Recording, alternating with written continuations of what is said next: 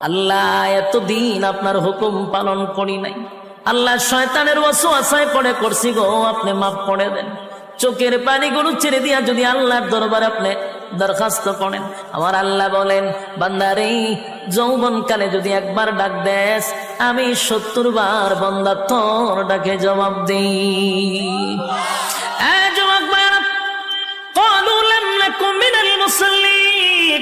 যারা দুনিয়ার জমিনে মুসল্লি ছিল না তারাই তো জাহান্নামী, এক নম্বরে জাহান্নামে যাওয়ার কারণ।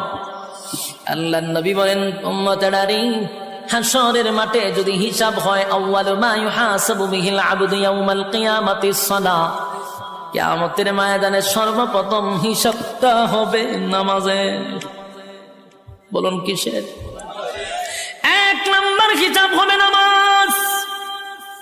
অথচ আমাদের সমাজের মানুষ নামাজটাকে বড় অবহেলা করে।